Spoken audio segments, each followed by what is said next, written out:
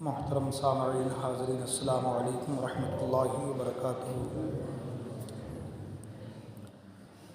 الحمدللہ وکفیٰ، سلام علی عبادہ الذین اصطفیٰ، اما بعد فاعوذ باللہ من الشیطان الرجیم، بسم اللہ الرحمن الرحیم۔ ان اللہ لا يحب المتکبرین۔ آمنت باللہ، صدق اللہ المولانا العلی العظیم، وصدق رسولہ النبی الامین الامی المکین المتین المبین الرؤوف الرحیم الکریم۔ خطبہ مسنہ کے بعد جس آیت مبارکہ کو میں نے تلاوت کرنے کا شرف حاصل کیا ہے، آیت مبارکہ کی روشنی میں کچھ باتیں عرض کرنے سے پیشتر آئیے آپ ہم سب مل کر سب سے پہلے آقا کریم رؤوف الرحیم علیہ تحیۃ و تسلیم کے مقدس بارگاہ میں درود پاک کے نذرانِ عقیدت پیش کریں اور پڑھیں بآواز بلند، اللہم صلی علی سیدنا و شفیعنا سندنا مولانا ملجانا و مولانا محمد معدن الجود والکرم، منبع العلم والحلم والحکم، والہ الکرام وابنہ الکریم، بارک وسلم صلو علیہ صلاۃ و سلام علیک یا رسول اللہ صلی اللہ تعالی علیہ وسلم۔ حصول برکت کے لیے نعت سرور کونین صلی اللہ تعالی وسلم کے کچھ اشعار پیش کرنے کی سعادت حاصل کر رہا ہوں، توجہ کا طالب ہوں، توجہ کے ساتھ سماعت فرمائیں۔ درود پاک کا پیارا وظیفہ بھیج دیتے ہیں، درود پاک کا پیارا وظیفہ بھیج دیتے ہیں، صدا اس دل کی پل میں ہم مدینہ بھیج دیتے ہیں، صدا اس دل کی پل میں ہم مدینہ بھیج دیتے ہیں۔ کوئی عاشق مدینے میں اگر دم توڑ دیتا ہے، کوئی عاشق مدینے میں اگر دم توڑ دیتا ہے، اسے خلد بری سرکار، اسے خلد بری سرکار سیدھا بھیج دیتے ہیں، اسے خلد بری سرکار سیدھا بھیج دیتے ہیں، صدا اس دل کی پل میں ہم مدینہ بھیج دیتے ہیں۔ حضرات، ہر ایک کو قبر میں جانا ہے، اور کس بھروسے پر قبر میں جانا ہے اور کیا کیا معاملات ہوں گے اور ہم کو کیا لے کر کے جانا ہے اور کیا چیزیں کام آئیں، اس بات پر صدا اس دل کی پل میں ہم مدینہ بھیج دیتے ہیں، بھروسہ ہے نبی پر اتنا میرے اہل خانہ کو، بھروسہ ہے نبی پر اتنا میرے اہل خانہ کو، اندھیری قبر میں ہم کو، اندھیری قبر میں ہم کو اکیلا بھیج دیتے ہیں، اندھیری قبر میں ہم کو اکیلا بھیج دیتے ہیں، صدا اس دل کی پل میں ہم مدینہ بھیج دیتے ہیں۔ اور حضرات، کربلا کی سرزمین پر اللہ کے رسول صلی اللہ علیہ وسلم نے اپنے نواسے کو بھیجا اسلام کی بقا کی خاطر۔ شاعر نے اس کو اس انداز میں شعر پرویا ہے، سماعت کریں۔ میرے سرکار تو آرام فرما ہے مدینے میں، میرے سرکار تو آرام فرما ہے مدینے میں، مگر اسلام کی خاطر، مگر اسلام کی خاطر نواسا بھیج دیتے ہیں، مگر اسلام کی خاطر نواسا بھیج دیتے ہیں، درود پاک کا پیارا وظیفہ بھیج دیتے ہیں۔ اور سرکار غوث پاک کے حوالے سے یہ شعر سماعت فرمائیں۔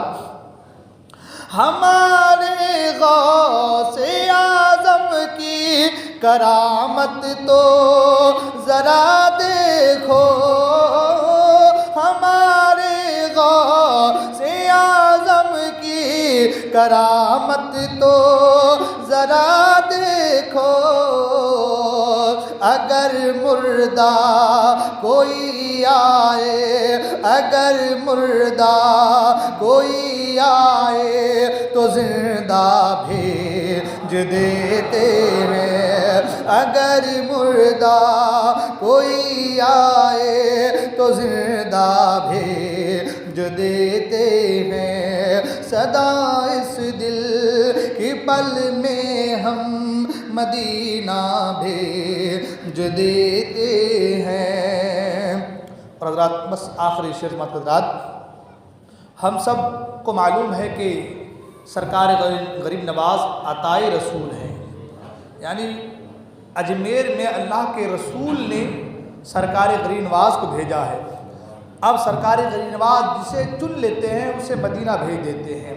اسی شعر کو کہا ہے شاعر نے، صدا اس دل کی پل میں ہم مدینہ بھیج دیتے ہیں، مدینے سے میرے آقا نے خواجہ کو یہاں بھیجا، مدینے سے میرے آقا نے خواجہ کو یہاں بھیجا، میرے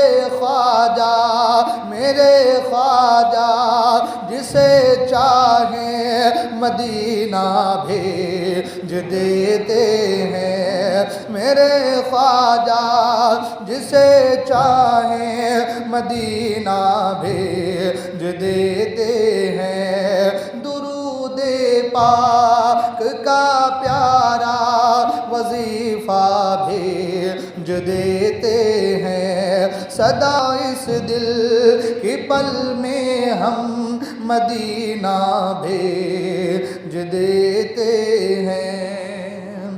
درود پاک پہ اللہم صلی علی سیدنا و شفیعنا سندنا مابانا و ملجانا و مولانا محمد معدن الجود والکرم، منبع العلم والحلم والحکم، والہ الکرام وابنہ الکریم، بارک وسلم صلی علیہ، صلاۃ و سلام علیک یا رسول اللہ صلی اللہ تعالی علیہ وسلم۔ حضرات پچھلے 2 جمعہ میں صحیح طریقے سے گفتگو ہو نہیں پائی، اور جو ہمارا موضوع تھا وہ بھی سمجھیے کہ ادھر ادھر میں، جس کو ہماری زبان میں بولتے ہیں آدھا بیدہ، ویسا ہو کر کے رہ گیا تھا۔ تو پھر بھی کچھ حد تک میں نے 2-4 باتیں ظلم کے حوالے سے آپ کے سامنے رکھنے کی کوشش کی تھی۔ آج انہی 6 چیزوں میں جو میں نے آپ کو بتایا تھا، سِتَّةٌ يَدْخُلُونَ النَّارَ بِغَيْرِ حِسَاب، جو 6 چیزیں میں نے بتایا، اسی 6 چیزوں میں ایک چیز وَالدَّحَاقِينُ بِالْكِبْرِ، جو گاؤں کے مکھیا ہیں، بڑے ہیں، سرپنچ ہیں، جو گاؤں کے بڑے ہیں، وہ کبر کے بنا پر، تکبر کے بنا پر، بغیر حساب کے جہنم میں جائے گی۔ حضرات، اللہ تبارک و تعالی نے اس دنیا کو جب بنانا چاہا تو سب سے پہلے آدم علیہ السلام کی تخلیق فرمائی، اور جب آدم علیہ السلام کی تخلیق کرنے کا، پیدا کرنے کا جب آپ نے چاہا تو اسرائیل کو بھیجا کہ جاؤ اور زمین سے مٹی لے کر کے آؤ۔ اب میں تفسیر میں نہیں جاؤں گا، گئے اور اوپری لے جس کو پرت کہتے ہیں، اوپری حصے کی مٹی حضرت اسرائیل علیہ السلام اللہ کی بارگاہ میں لے کر کے آئے۔ وہ مٹی 60 رنگوں میں تھی اور بہت ساری کیفیات کے حامل، بہت ساری چیزیں الگ الگ نوعیت، الگ الگ کیفیت اس کے اندر موجود تھی، سرخ، زرد، پیلا، شیریں، کھارا، میٹھا، نمکین، ترش، الگ الگ۔ اسی لیے علماء فرماتے ہیں کہ اولاد آدم میں آپ کو کالا ملے گا، وائٹ ملے گا، ترش کھٹا آدمی، کھٹے قسم کا، میٹھے قسم کا، الگ الگ انداز۔ جو کیفیتیں زمین میں اس مٹی میں تھی وہ کیفیتیں اولاد آدم میں پائی جاتی ہیں۔ اللہ تبارک و تعالی نے آدم علیہ السلام کا پتلا تعمیر کرایا۔ جب آدم علیہ السلام کا پتلا تیار ہوا تو فرشتوں نے پہلی بار ایک ایسی مخلوق دیکھا کہ اس سے پہلے انہوں نے ایسی مخلوق نہیں دیکھا تھا۔ تو فرشتوں نے کہا کہ اگر اللہ تبارک و تعالی اس کو ہم پر فوقیت دے گا، اگر اللہ تعالی اس مخلوق کو جسے اللہ پیدا کرنا چاہ رہا ہے، پیدا کر رہا ہے، جسے اللہ بنایا ہے، بنانے کا حکم دیا ہے، پتلا، اور اس میں روح پھونکی جائے گی، تو یہ جو مخلوق ہے اگر اللہ تعالیٰ اس کو ہم پر برتری دے گا تو بھی ہم اللہ تعالیٰ کے حکم کے تابع رہیں گے، اللہ تعالیٰ کے حکم کے انڈر رہیں گے، اللہ جو کہے گا، جو حکم دے گا اس پر عمل کریں گے۔ مگر فرشتوں میں جو اس کا سردار تھا، میں تفصیلاً گفتگو نہیں، میں بس جو تمہید جملے کے ساتھ جو میرا موضوع ہے اس موضوع پر آنا چاہتا ہوں۔ میں وہ جو فرشتوں کا سردار تھا جس کو معلم الملکوت کہا گیا، فرشتے رب کی بارگاہ میں جب کھڑے ہوتے تو اس نورانی صف میں وہ بھی کھڑا ہوتا رب کی بارگاہ پیش ہونے کے لیے۔ جنت میں جس کا آنا جانا تھا، علماء فرماتے، آپ نے بارہا سنا ہے کہ اس کے سجدوں کو اگر زمین پر بچھا دیا جاتا تو زمین کی کوئی ایسی جگہ خالی نہیں رہتی، اتنے سجدے کیے تھے۔ اس نے کہا کہ اگر اللہ تعالیٰ اس کو مجھ پر فوقیت دے گا تو میں اللہ تبارک و تعالیٰ کے حکم پر عمل نہیں کروں گا، اور اسی حسد کی بنا پر اس نے آدم علیہ السلام کے پتلے پر تھوک دیا تھا۔ آپ نے علماء کرام سے سنا ہے وہ جو نابی ہے، جس کو نابی بولتے ہیں، ناف، جب وہاں پر تھوکا گیا تو وہاں کی مٹی کو نکال کر کے اس مٹی سے کتا بنایا گیا۔ اس لیے کتے میں آدمیوں سے، انسانوں سے اس کو جو ہے مانوس بھی رہتا ہے نا، اور کاٹتا اس لیے ہے کہ شیطان کا تھوک ہے نا۔ تو میں عرض کر رہا تھا کہ حسد کی بنا پر اس نے جو ہے تھوک دیا، اس مٹی کو نکال کر کے کتا بنا دیا گیا۔ اب اللہ تبارک و تعالیٰ کا حکم آیا، حکم یہ ہوا کہ آدم کو سجدہ کرو، آدم کو سجدہ کرو۔ جمعہ کا دن تھا، زوال سے لے کر کے عصر تک کا سجدہ ہوا، سب سجدے میں گئے مگر وہ رک گیا، بالکل رک گیا۔ اس سے پوچھا گیا ریزن کہ کس چیز نے، کس چیز نے تجھے سجدے سے حکم خدا بندی سے روکا؟ اس نے کہا قال انا خیر منہ. قرآن مجید میں اللہ نے فرمایا قال انا خیر منہ، اے اللہ میں اس سے بہتر ہوں. کیا کہا میں اس سے؟ قال انا خیر منہ خلقتنی من نار وخلقتہ من طین. اللہ میں اس سے بہتر ہوں. کیوں؟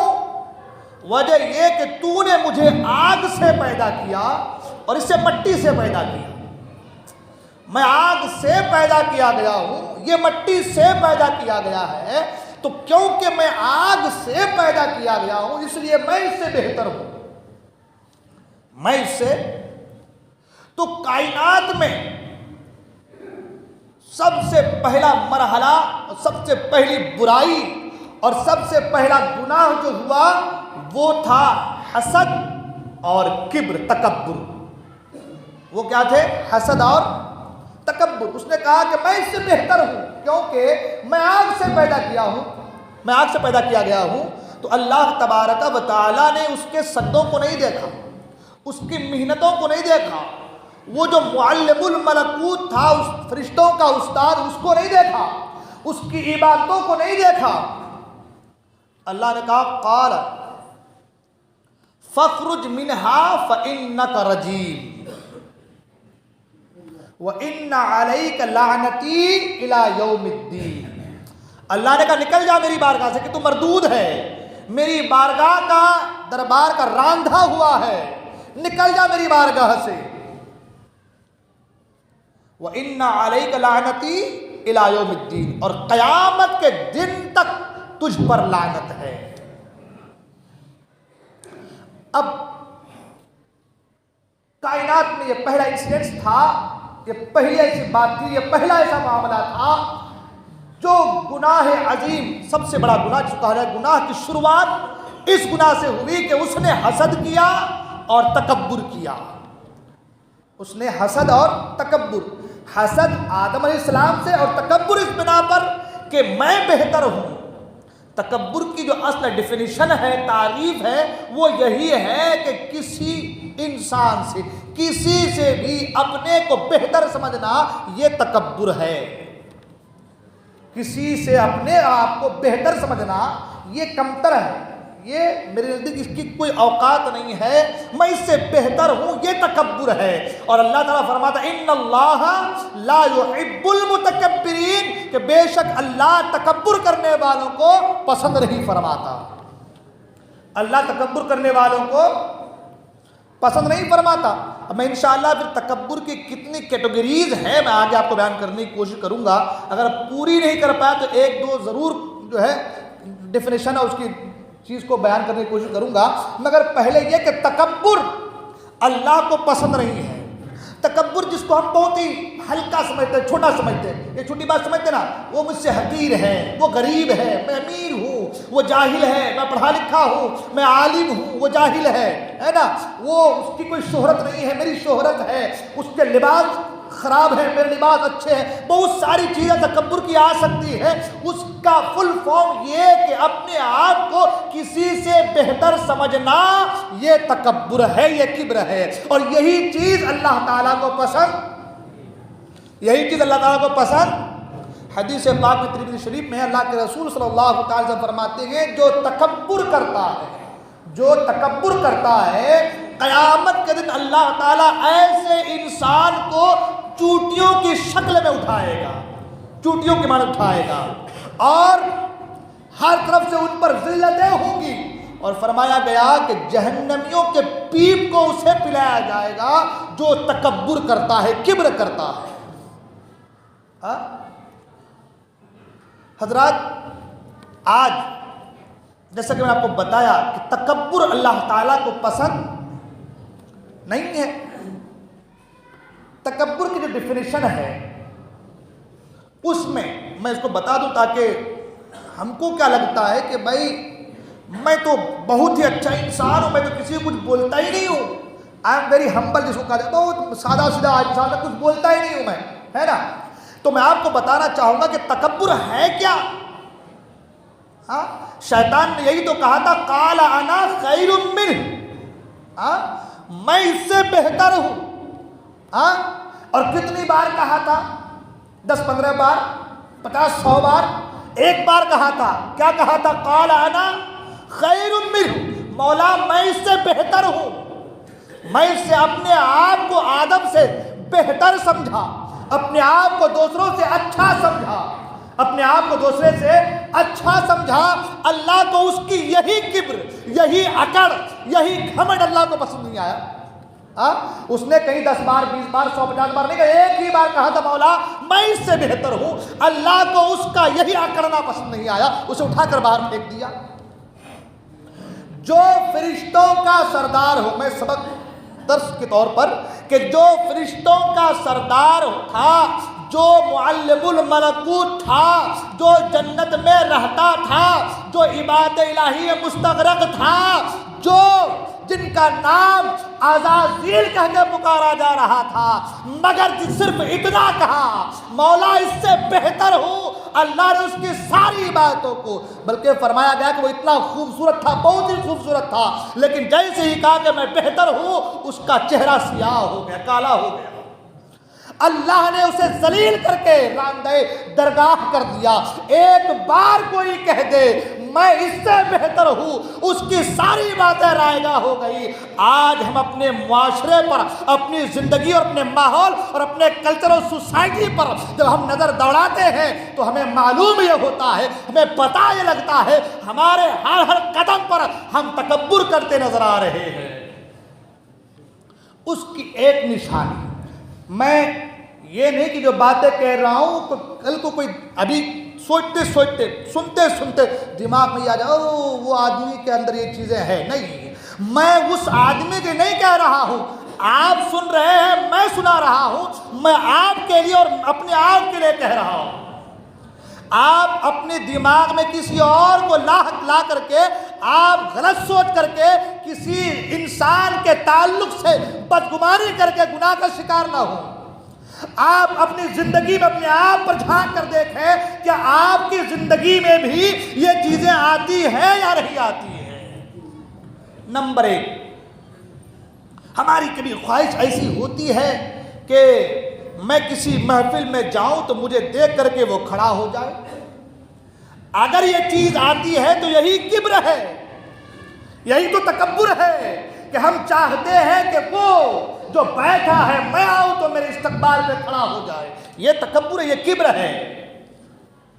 دوسری چیز، ہم گزرتے ہیں تو ہمارا دل کبھی یہ چاہتا ہے کہ میں جا رہا ہوں، جو کھڑے ہیں مجھے سلام کریں. وہ جو کھڑے ہیں مجھے سلام کریں. اگر ہمارے دل نے یہ سوچ لیا یہی تو کبر ہے. آپ سلام اس لیے لینا چاہتے ہیں کہ تاکہ وہ جو کھڑا ہے میں اس سے بہتر ہوں، وہ مجھے سلام کرے، ہے نا.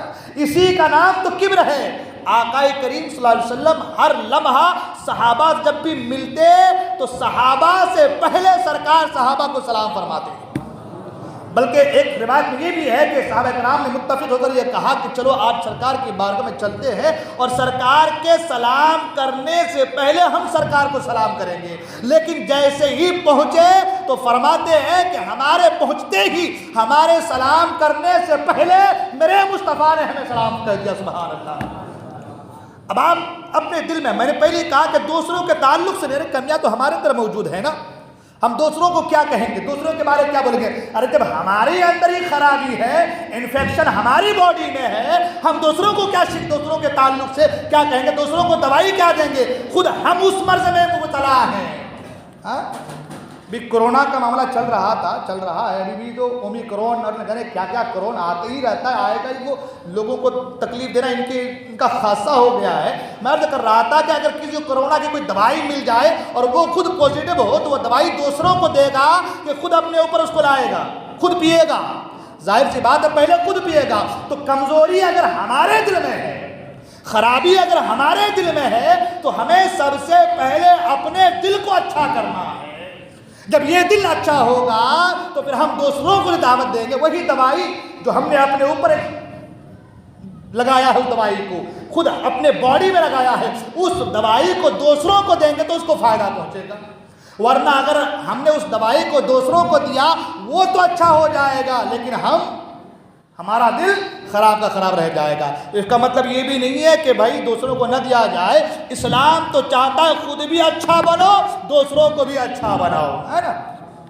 اسلام کا مزاج یہی ہے کہ خود بھی اچھا بنو اور دوسروں کو بھی راہ راست لانے کی کوشش کرو۔ تو میں یہ عرض کر رہا تھا کہ اپنے اندر جھانکنے کی کوشش کیجئے، کیا یہ چیزیں ہمارے اندر ہیں؟ کیا یہ باتیں کبھی ہمارے دل نے ایسا کیا، ایسا سوچا کہ ہم جائیں تو وہ کھڑا ہو جائے، یا میں جا رہا ہوں تو وہ سلام کرے، میں جا رہا ہوں تو میری تعظیم کرے؟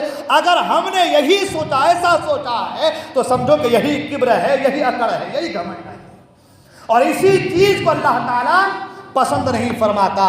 میں نے جو حدیث پاک بیان کے اندر پیش کیا تھا، سدۃ یدخلون النار بغیر حساب، 6 قسم کے لوگ بغیر حساب کے جہنم میں جائیں گے۔ ان میں سے ایک چیز یہی ہے، والتحاقین بالکبر، جو گاؤں کا سرپنچ ہے، جو گاؤں کا مکھیا ہے، جو گاؤں کا بڑا ہے، وہ کبر کرنے کے بنا پر، وہ تکبر کرنے کے بنا پر بغیر حساب و کتاب کے جہنم میں جائے گا۔ آج یہ چیز ہے نا، ہمارے معاشرے میں یہ چیز ہے نا، ہم بارہا کہتے ہیں گناہ سے بچو، مگر وہ گاؤں کا بڑا ہے، آپ کس بارے بولتے ہیں گاؤں کا پٹھاری ہے نا، پٹھاری بولتے ہیں نا، ہاں، وہ گاؤں کا بڑا آدمی ہے، مکھیا آدمی ہے۔ ہم بار بار کہتے ہیں نماز پڑھو، مگر اس کو کوئی فکر نہیں، اسے کوئی چیز سے کوئی دلچسپی نہیں، ہر برائی سے بچو، اسے کوئی فکر نہیں، مولوی کا کام ہے کہتے رہیں گے، ہمارا کام ہے ہم کرتے رہیں گے۔ یہ کبر ہے، کبر، یہ کبر ہے۔ اسی کے تعلق سے کہا گیا وَالتَّحَاقِينُ بِالْكِبْرِ، اور یہ گاؤں کا سرپنچ، یہ گاؤں کا مکھیا، یہ گاؤں کا بڑا اپنے کبر کی بنا پر بغیر حساب کے جہنم میں جائے گا۔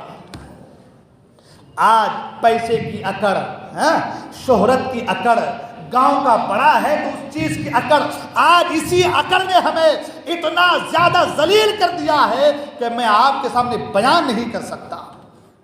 میں نے ابھی ساکلی میں عرس ہوا، میں نے سنا، سندل شریف ہے نا، سندل شریف، گاؤں کے بڑے لوگوں نے، پٹھاریوں نے پیسے دے کر کے 1,40,000 کے ڈی جے لگائے، ہاں، 1,40,000 کے ڈی جے لگائے گئے ڈانس کرنے کے لیے۔ یہ سندل ہے؟ پہلی بات تو سندل نہ یہ جو عرس ہے، نہ یہ واجب ہے، نہ یہ فرض ہے، کریں تو بہتر ہے، نہ کریں تو کوئی گناہ ہی نہیں ہے، ہاں، نہ کریں تو کوئی گناہ ہے، کوئی شرعی خرابی ہے، جائز چیز ہے، کر لو اچھا ہے، لیکن نہ کریں تو آپ گنہگار نہیں ہیں۔ مگر آج اسی پیسے اور اسی عقل اور اسی گھمنڈ کے بنا پر آج ہمارا حال یہ ہو گیا ہے کہ جو فرائض ہے نماز، جو فرائض ہے روزے، جو فرائض ہے حج، ان کی ہمیں کوئی پرواہ نہیں ہے، مگر ان جو ہے سندل اور عرس کے نام پر ہم اتنا زیادہ بے حیائی کو عام کرنے کی کوشش کر رہے ہیں کہ اللہ کی پناہ ہے۔ میری باتیں بری لگیں گی، الحق و مر، حق بات کڑوی لگتی ہے، بری لگیں گی، مگر مجھے بتاؤ وہ اللہ کے ولی کا دربار جہاں پہ لوگ فیض حاصل کرنے جاتے ہیں، اپنی منتیں لے کر کے جاتے ہیں، اپنی مرادیں لے کر کے جاتے ہیں، اس لیے کہ یہ پاک ہیں، یہ اچھے ہیں، یہ سچے ہیں، ان سچوں کے وسیلے سے اللہ ہماری مرادیں پوری کر دے گا۔ ان پاک لوگوں کی بارگاہ میں جا کر کے تم ناچ گانا کر کے اس جگہ کو ناپاک کرنے کی کوشش کر رہے ہو، تو مجھے بتاؤ کہ تمہیں فیض ملے گا؟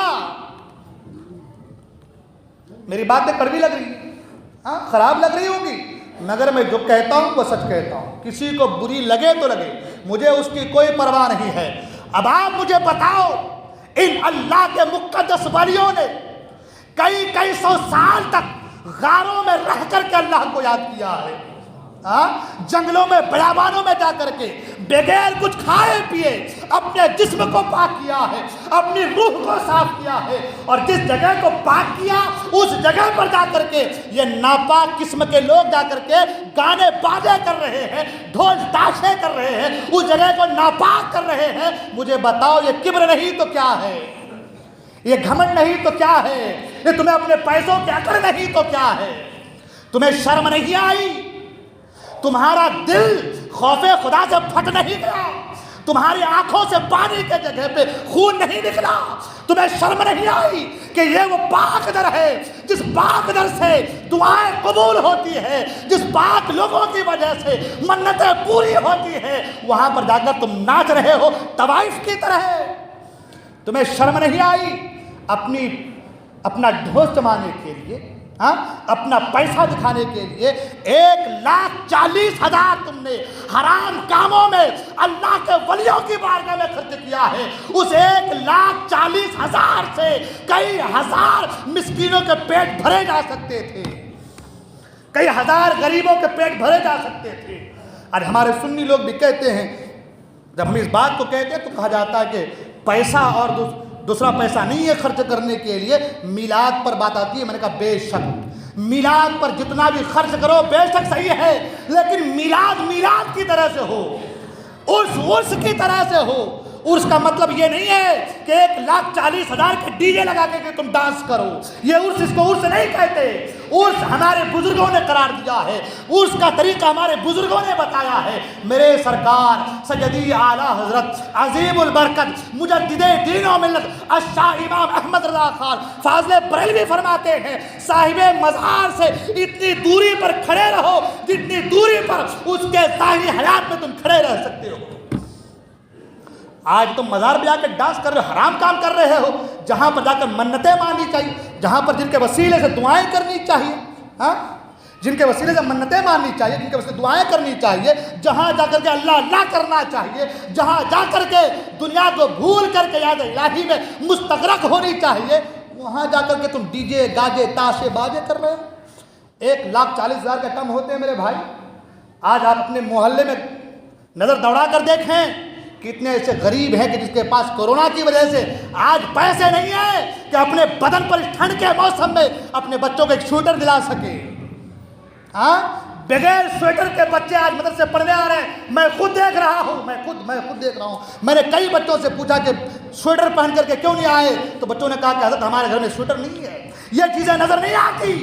ارے وہاں پر چادر چڑھانے سے کہیں زیادہ افضل ہے کسی غریب کے اوپر ایک کپڑا پہنا دو، کسی غریب کو ایک کپڑا پہنا دو، اور اس کسی غریب کو ایک کپڑا پہنانے سے وہ جو صاحب مزار ہے تمہاری سمجھ سے خوش ہو جائے گی، اور اگر وہ خوش ہو گئے تو محبوب خدا خوش ہو جائے گی، اور وہ خوش ہو گئے تو خدا خوش ہو جائے گا، خدا راضی ہو جائے گا۔ یہ چیزیں ہمارے اندر نہیں ہے۔ ہم کیا کر رہے ہیں؟ بس حرام کاری کرو، حرام کاری کرو۔ اس پیسے کے گھمنڈ نے، اس شہرت کے گھمنڈ نے ہمیں اندھا کر دیا ہے۔ ہماری ظاہری آنکھیں بھی اندھی ہو گئی ہے اور ہمارے دل کی آنکھیں بھی اندھی ہو گئی ہے۔ یہ سب بات کہو تو پھر کہتے ہیں مولوی صاحب بہت کڑک بول دیتے ہیں، مولوی صاحب بہت خطرناک بول دیتے ہیں۔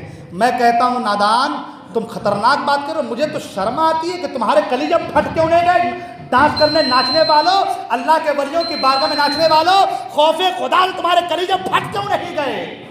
تمہارے دل دہل کیوں نہیں گئے؟ وہ پاک سرزمین، وہ پاک جگہ، وہ اللہ والوں کی جگہ، جہاں پر ہر لمحہ ذکر الہی ہوتی رہتی تھی، اس جگہ پر جا کر کے تم جو ہے ایک خرافات کر رہے ہو، حرام کام کر رہے ہو اور اپنے آپ کو مسلمان کہتے ہو۔ ارے تم سے تو غیر اچھے ہو جائیں گے اس معاملے میں کہ وہ ایسی خرافات تو نہیں کرتے پاک جگہوں میں۔ تم پاک جگہوں پہ ایسے غلط کام کرتے ہو۔ آپ دیکھیں غیروں کو کس انداز مدار شریف پہ جاتے ہیں وہ لوگ، ان کا انداز کیا رہتا ہے۔ اور دوسری چیز، یہ وہابڑے، یہ بڑے بڑے چٹے والے، دیکھیں حرام ہے، شرک ہے، بدعت ہے، یہ ہے وہ ہے۔ ابے نادر، یہاں پہ تجھے بدعت نہیں دکھائی دی؟ یہاں پہ شرک، یہاں تو تم ہی ڈی جے لگا کے ڈانس کر رہے ہو۔ جب نیاز کی بات آتی ہے تو حرام ہے، اور جب کھانے کی بات آتی ہے تو حلال ہو جاتا ہے۔ انہی لوگوں نے سب کے سب شامل تھے اس میں۔ میں عرض کرنا چاہ رہا ہوں کہ یہ چیزیں ہمیں نظر کیوں نہیں آتی؟ یہ خرافاتیں کب تک چلیں گی؟ یہ اللہ کے ولیوں کے تقدس کو پامال کرنا ہے، اللہ کے ولیوں کے تقدس کو پامال کرنا ہے۔ اللہ کے ولیوں نے یہ طریقہ نہیں دیا، یہ ضابطہ نہیں دیا، یہ نظریہ نہیں دیا۔ مصطفیٰ آئے تمام مزامیر کو، خرافاتوں کو، ہر ایک جو ہے آلائش کی چیزوں کو، ہر ایک وہ چیز جو گانے بجانے ڈھول تاشے سے منسلک تھی، ان تمام چیزوں کو توڑنے کا حکم میرے مصطفیٰ نے دیا ہے۔ اور آج مصطفیٰ کے غلام کہنے والے انہی چیزوں کو اللہ والوں کی بارگاہ میں جا کر کے انہی چیزوں کی نمائش کرتے نظر آ رہے ہیں۔ یہ کبر نہیں ہے، یہ تکبر نہیں ہے۔ آپ کہیں گے مولانا صاحب تکبر؟ میں نے کہا بالکل، اگر خوف خدا ہوتا تو نہ کرتا، ہاں ذرہ برابر بھی اللہ کا خوف ہوتا سینے میں تو نہ کرتا۔ اور کوئی نارمل انسان بھی، کوئی نارمل مسلمان بھی، عام مسلمان بھی یہ سوچ ہی نہیں سکتا کہ اللہ کے پاک لوگوں کی بارگاہ میں جا کر کے ناپاکی والا کام کیا جائے۔ کوئی سوچ نہیں سکتا۔ یہ جو سوچ رہا ہے وہ خود دیکھے کہ وہ کیا ہے۔ حدیث پاک میں اللہ کے رسول صلی اللہ علیہ وسلم فرماتے ہیں کہ کسی کے دل میں ایک رائی کے دانے کے برابر بھی کبر آ جائے، تکبر آ جائے، وہ جنت میں نہیں جائے گا۔ رائی کا دانہ کیا ہوتا ہے؟ ہاں ہاتھ میں تو گر جائے، ہے نا؟ اتنا سا بھی تکبر آئے وہ جنت میں نہیں جائے گا۔ تم تو تکبر کے بنا پر یہ کام کر رہے ہو نا، ورنہ کیا تم نے نہیں سنا علماء کرام سے کہ ڈی جے گاجے تاشے بازے ڈھول حرام ہے؟ سنا ہے ہم نے، مگر ہم پھر بھی کریں گے، یہ تکبر ہے، اسی کا نام کبر ہے۔ اور اللہ فرماتا ہے کہ اللہ تعالیٰ تکبر کرنے والوں کو پسند نہیں کرتا۔ ہاں اب جسے اللہ پسند نہ کرے، کائنات اسے کیسے پسند کرے گی؟ ہاں جو خدا کی بارگاہ سے راندھا گیا ہے، دھکیلا گیا ہے، آج دنیا اسے شیطان، ابلیس، مردود کہتی نظر آ رہی ہے۔ ہاں جو خدا کی بارگاہ سے نکالا گیا ہے اسے دنیا شیطان، مردود لعین کہہ کر کے پکارتی ہے۔ اگر تم بھی اللہ کی بارگاہ سے راندھے گئے ہو، دور کر دیے گئے ہو، تو تمہارا ٹھکانہ بھی جنت نہیں ہو سکتا۔ یہ چیزیں ہم بھول جاتے ہیں۔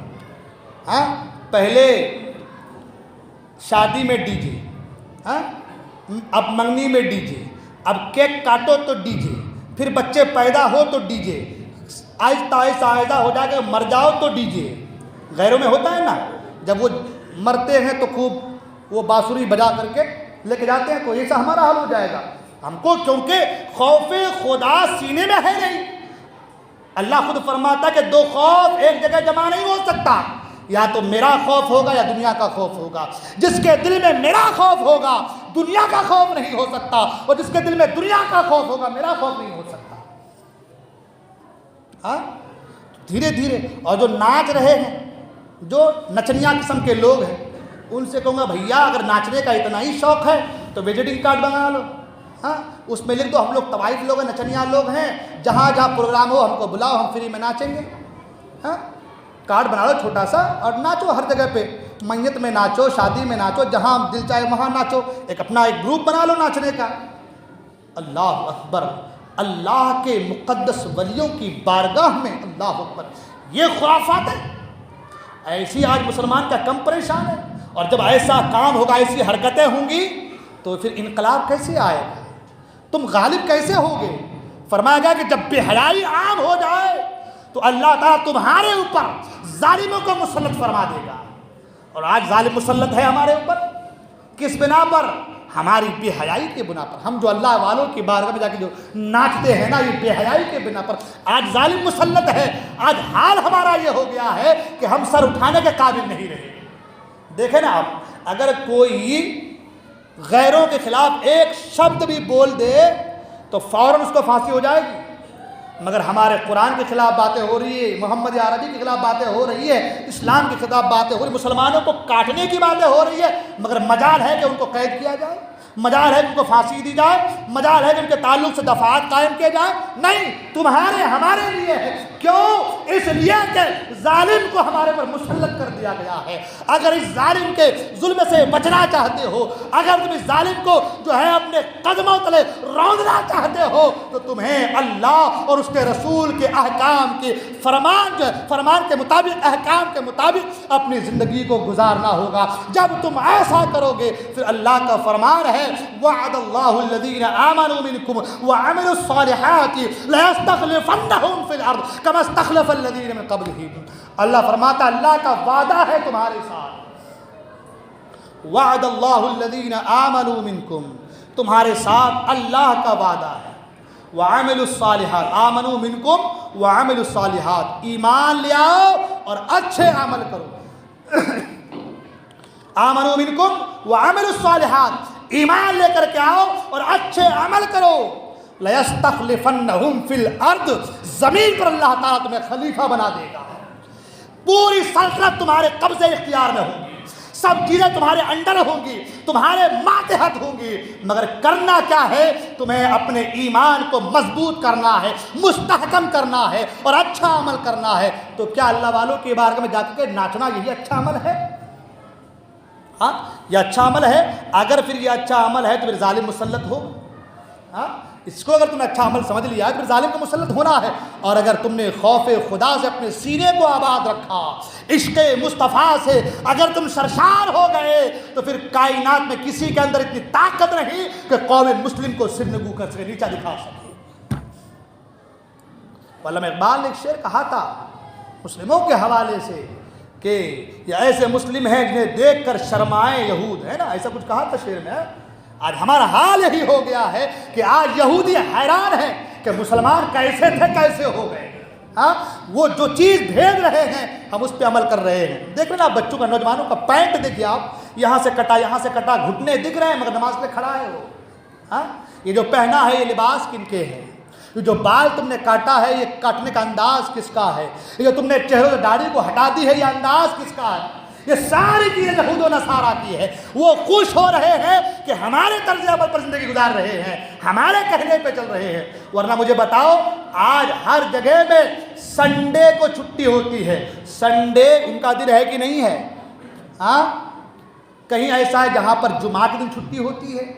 جمعہ ہمارا دن ہے نا، ہاں، جمعہ مسلمانوں کا دن ہے نا، یوم الجمعہ، جمعہ کا دن عید کا دن ہے، میرے آقا نے اسے عید کا دن قرار دیا ہے، مگر آج کے دن ہم اپنے آفس سے بندے ہوئے ہیں، وہ جو یہاں نہیں ہے وہ کہیں اور بیٹھا ہے، وہیں بیٹھے بیٹھے کرا چھٹی ہوگی تو سنڈے کو ہوگی، ہاں، کیونکہ ان کو اپنی عبادت کرنی ہے، ہاں، کیونکہ ان کو اپنی عبادت کرنی ہے، ان کو اپنے والوں کو منانا ہے، مگر ہمیں اسی بندر میں باندھ دیا گیا۔ کیوں؟ اقتدار ان کے ہاتھ میں ہے۔ وجہ ہم نے اپنے بزرگوں کے، اپنے اکابرین کے، صحابہ کے، نبیوں کے کہ جو طریقہ ہے ان طریقوں کو ہم نے بالائے طاق رکھ دیا ہے، چھوڑ دیا ہے۔ اگر ہم نے ان کے نقش قدم پر چلنے کی کوشش کی تو پھر عالم یہ ہوگا اگر ایک رہیں گے تو کروڑوں پر بھاری رہیں گے۔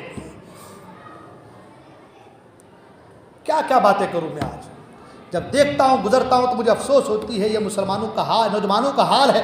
نماز میں دیکھو کوئی نظر نہیں آئے گا، کوئی نظر نہیں آئے گا۔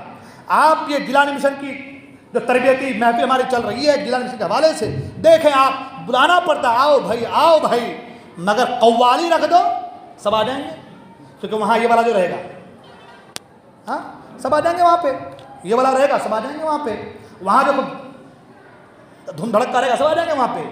جو کام حرام ہے اس کے طرف دل اگر زیادہ مائل ہوتا ہے تو آپ اپنے اوپر جھانک کر دیجئے کہ ہمارا دل اللہ کی یاد سے محروم تو نہیں ہو گیا ہے، ہاں، یہ چیزوں میں زیادہ، ہاں، دو چار آدمی باتیں کریں زور زور سے پورا محلہ آ جائے گا، لڑائی ہو گئی، جھگڑا ہو گیا، کچھ تو ہوا، کوئی تو بات ہے، اب وہ جھانک جھانک کے دیکھ رہا ہے۔ مگر امام صاحب، مقرر صاحب تقریر کر رہے ہیں چوراہے پہ بیٹھ کر کے، آؤ بھائی آؤ بھائی، کوئی آنے کو تیار نہیں ہے، ہاں، کوئی نہیں، ارے حضرت لوگ یہ وہی بولیں گے۔ ایک شراب پینے والا پیکر بولے تو سب حاضر ہو جائیں گے، مگر دین کی بات آ رہی ہے تو کوئی آنے کو تیار نہیں ہے۔ تو بتاؤ کہ تمہارا دل کہاں سے کہاں پہنچ گیا ہے۔ مجھے تو جب یہ بات سنا میں تو شرم آنے لگی، مجھے افسوس ہو رہا ہے کہ مسلمان اتنا گر گیا ہے۔ میں نے سنا تھا کہ مسلمان گر گیا ہے، مگر اتنا گر گیا ہے، اتنا گر گیا ہے کہ اللہ والوں کی بارگاہ میں جا کر کے ناچ رہا ہے۔ سندل کرنے کا طریقہ ہے نا، وہاں جاؤ قرآن خوانی کرو، صلاۃ و سلام پڑھو، وہاں صاحب مزار کے وسیلے سے دعا کرو، پھول چڑھانے ہے پھول چڑھا دو، چادر پیش چادر پیش کرو۔ حالانکہ چادر کا بھی حکم اعلیٰ فاضل نے لکھا ہے کہ ایک چادر ہو جائے بس کافی ہے، ہاں، مگر ہم اب اس دن ایسا مزار تو مزار، مسجد کے تعلق سے پچھلے جمعہ کو علامہ عبد المبین نعمانی صاحب آئے تھے، یہ سب چیزیں دیکھ کر کے بولے یہ سب چیزوں کی کیا ضرورت ہے مسجد میں، آپ نے خود یہ سب چیزیں کیا ضرورت ہے میں کیوں اس کو مجبور خراب کر رہے ہو؟ وہ بچوں نے اسٹیکر وغیرہ کچھ چپکایا تھا، کیا ضرورت اللہ کے گھر کو اس طریقے سے خراب کرنے کی؟ جیسا ہے ویسا رہنے دو. جب اللہ کے گھر کو اس طریقے سے یہ لگانے کی ضرورت نہیں ہے، آپ تو کروڑوں کے کروڑوں روپے ڈی جے گاجے تاشے باجے میں لگا دے رہے ہیں، تو مجھے بتاؤ یہ قوم مسلم پر ظلم نہیں ہے؟ کیا آپ نے اپنے پڑوسی کا خیال کیا دیکھا کہ ہمارے پڑوسی کے ساتھ کیا حال ہو رہا ہے، کیا حال ہے ان کے؟ آپ جا کر کے دیکھیں غریبوں میں کیا حال ہے ان کا. ارے سویٹر نہیں ہے کہ جو بچے سویٹر پہن کے ٹھنڈ میں مدرسے آئیں.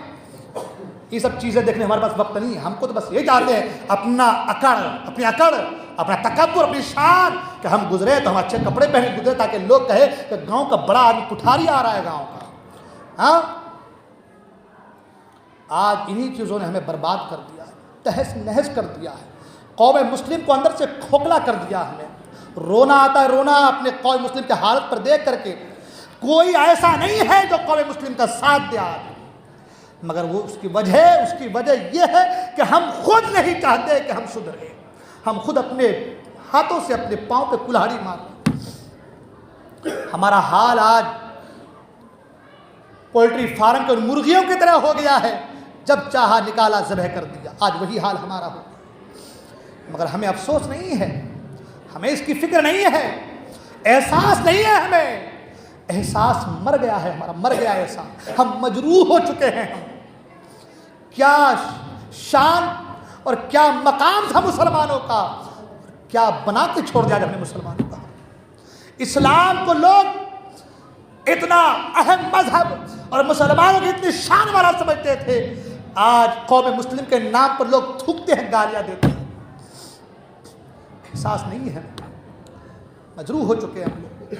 ہمیں خبر نہیں ہے ہم چلے جائیں گے، ہماری نسلیں تو رہیں گی نا. جب آج ہمارے ساتھ یہ ہو رہا ہے تو ہماری نسلوں کے ساتھ کیا ہونے والا ہے؟ کبھی سوچا کہ ہمارے اولادوں کے ساتھ کیا ہوگا؟ اگر اپنے اولادوں کی سیفٹی چاہتے ہو تو آج ہی سے اپنے اولادوں کی تربیت کے لیے کوشاں ہو جاؤ. دین سے جڑو، اللہ کے گھر سے جڑو. یہ تمہاری انا، یہ تکبر، یہ تمہارا گھمنڈ، یہ سب چکنا چور ہو جائے گا. آپ دیکھیں کیا حال ہے مسلمانوں کا. مجھے شرم آتی ہے، اب بتاتے ہوئے افسوس ہو رہا ہے کہ یار میں سمجھتا ہوں آپ کیوں نہیں سمجھتے ان باتوں کو، آپ کیوں نہیں کوشش کرتے، یار آپ کیوں نہیں آگے آتے، آپ کیوں نہیں نمازوں کی لائن میں لگتے، آپ کیوں نہیں اللہ کی بارگاہ میں آتے. کیوں آپ کا دل مجروح ہو چکا ہے؟ کیوں اپنی وجہ سے پوری قوم کو بدنام کرنے کی کوشش کر رہے ہو؟ آج تم نے جو یہ خرافاتیں کی ہے تو غیر اس کو دیکھ کر کے کیا سبق لیں گے؟ یہی مسلمان ہے، یہی اسلام ہے، یہی اسلامی تعلیم ہے. افسوس ہوتا ہے، افسوس، دل روتا ہے اندر سے. اسلام نے یہ تعلیم نہیں دیا ہے، اسلام نے پیغام نہیں دیا ہے. کم سے کم اپنی وجہ سے اسلام کو تو بدنام نہ کرو میرے دوست. کم سے کم اپنی وجہ اسلام کو تو بدنام نہ کرو. اسلام کی جو شان ہے، جو عظمت ہے، کہیں اس شان اس عظمت کو نیچا دکھانے کی کوشش تو نہ کرو. تمہاری وجہ سے اسلام پر داغ لگ رہے ہیں، تمہاری وجہ سے آقا کریم کی زندگی پر داغ لگانے کی کوشش کی جا رہی ہے. تمہاری وجہ سے، تمہاری بدشکلی پر چلنے کی وجہ سے آج اسلام کو داغدار کیا جا رہا ہے. اپنی وجہ سے اسلام کا بدنام کرنے کی کوشش نہ کرو. کیا ہو گیا ہماری قوم کو، کیا ہو گیا ہمارے مسلمانوں کو، کیا ہو گیا نبی کے چاہنے والوں کو؟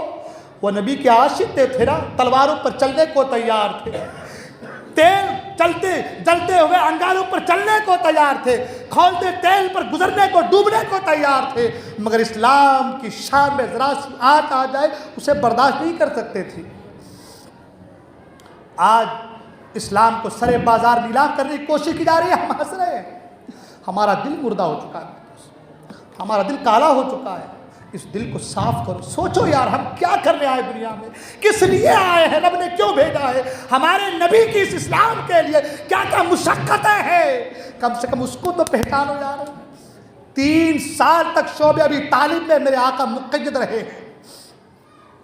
صرف سرکار نہیں، سرکار کے گھرانے والے چھوٹے چھوٹے بچے ماں کے تھنوں سے دودھ خشک ہو چکا تھا، کھانے کو کھانا نہیں. 3 سال تک ایک ٹکڑا اناج کا اس شعبہ بھی تعلیم کے اندر نہیں پہنچایا، نہیں بھیجا گیا. 3 سال، 2.5 سے 3 سال تک مقید رہے میرے آقا اپنے گھرانے والوں کے ساتھ. بالکل سوشل بائیکاٹ ہوا تھا، نہ لین دین، نہ کچھ جا سکتا ہے، نہ کچھ آ سکتا ہے، نہ پانی نہ دانا. بچے کو جو ہے شدت بھوک کی وجہ سے سوکھے پتوں کو جو ہے چور کر کے اسے جو ہے پیس کر کے پانی میں ڈبو کر کے بچوں کو پلایا جاتا تھا تاکہ بچہ زندہ رہے، نبی کا گھرانہ والا زندہ رہے. اتنی تکلیفیں میرے آقا نے سہی ہے، میرے آقا کے گھرانے والوں نے سہی ہے. کس لیے سہی ہے یار؟ ہمارے لیے سہی ہے. میرے آقا نے. تمہارا دل نہیں روتا؟ کیا تکلیفیں اٹھائی ہے میرے مصطفیٰ نے، کیا مشقتیں اٹھائی ہے میرے مصطفیٰ نے. درخت کے چھال کو پانی میں ڈبا کر کے چوس چوس کر کے 3 سال گزارے ہیں نبی کے گھرانے والے. اور آج نبی کا عاشق اپنے آپ کو عاشق مصطفیٰ کہنے والا آج اسلام کو بدنام کرنے کی کوشش کر رہا ہے. کیا یہی نبی کی تعلیم ہے؟ یہی نبی کی محبت ہے؟ کیا ہو گیا میرے دوست؟ کس چیز نے تجھے اپنے کریم رب سے دور رکھا ہے؟ کیوں نمازوں سے غافل ہو تم لوگ؟ کیوں دین الہی سے، اللہ کے گھر سے تم اپنے آپ کو دور کر رہے ہو؟ کیوں مصطفیٰ کی شریعت سے اپنے آپ کو دور کر رہے ہو؟ کس وجہ سے تم آپ دین اسلام کو بدنام کرنے کی کوشش کر؟ کم سے کم سرکار کی محبتوں کا لحاظ تو کرو یار. مفتی اعظمین فرماتے ہیں اور تم پر میرے آقا کی عنایت نہ سہی، نجدیوں کلمہ پڑھانے کا بھی احسان گیا. ارے کچھ نہیں تو کم سے کم کلمہ تو پڑھایا ہے. کم سے کم اس کے دین کو داغدار تو نہ کرو، کم سے کم اسلام کو ملیامٹ کرنے کی کوشش تو نہ کرو. آج غیر قرآن پڑھ کے قرآن کی تعلیمات کے ذریعے سے اسلام میں آ رہے ہیں، اور جو اسلام میں ہے وہ اسلام سے نکلنا چاہ رہا ہے. کیا ہو گیا میرے قوم کو؟ کیا ہو گیا مسلمانوں کو؟ تمہارا دل نہیں روتا؟ اسلام کیا تھا، کہاں تک لے آئے ہیں. مگر تم کتنا بھی کچھ کر لو اسلام کو تم مٹا نہیں سکتے، اسلام کی عظمتوں کو تم مٹا نہیں سکتے. اسلام کی فطرت میں قدرت نے لچک دی ہے، تم جتنا تراشو گے اتنا ہی وہ ابھرے گا. اس لیے آپ سے میری پرزور گزارش ہے میرے دوست، اللہ کے واسطے خرافات سے بچو. یہ چند گھنٹوں کی تمہاری یہ رقص، یہ چند گھنٹوں کے تمہارے یہ دل کو لبھانا تمہیں قیامت کے لیے بہت مہنگا پڑ جائے گا، بہت بھاری پڑ جائے گا. اس لیے اپنے دل کو ان تمام خرافاتوں سے باز رکھو. آ جاؤ رب کی بارگاہ میں، دیکھو انشاءاللہ کیسا انقلاب آتا ہے قوم مسلم میں، کیسا انقلاب آتا ہے معاشرے میں. آ جاؤ، چھوڑو ان تمام دنیاوی آلائش کو اور آرائش کو، چھوڑ دو ان تمام چیزوں کو. آ جاؤ رب کی بارگاہ میں. جتنے لوگ یہاں پر آئے ہیں وہ سب کے سب میری باتوں کو دل کے کانوں سے سنے. نمازوں کی پابندی، خدا کے واسطے ہر برائی سے اپنے آپ کو بچانے کی کوشش کرے. ہر برے کام اپنی وجہ سے اسلام پر داغ لگنے نہ دے، ایسا کوئی کام نہ کرے. جیلانی مشن کا جو پروگرام چل رہا تواریہ الحمدللہ اس اتوار کو کھرنی پورہ میں ہوگا. سبھی میرے نوجوان سے گزارش ہے ضرور بالضرور شرکت کریں. اور انشاءاللہ الرحمن اسی مہینے کے جو ہے آخری اتوار کو انشاءاللہ تربیتی نشست بھی باضابطہ جو پریکٹیکل حساب سے انشاءاللہ تربیتی نشست بھی رہیں گی انشاءاللہ. اس میں آپ کو وضو اور نماز کے پورے طریقے بتائے جائیں گے. جڑیں انشاءاللہ، ہر بیاہے سے بچیں. اللہ تعالی ہم تمام کو دارین کی سعادتوں سے مالا مال فرمائے. بولنے میں کوئی غلطی ہو خدا قدر جبار اپنے حبیب اس کو معاف فرمائے. میں توبہ کرتا ہوں، استغفر اللہ ربی من کل ذنب و اتوب الیہ. لا الہ الا اللہ محمد صلی اللہ علیہ وسلم.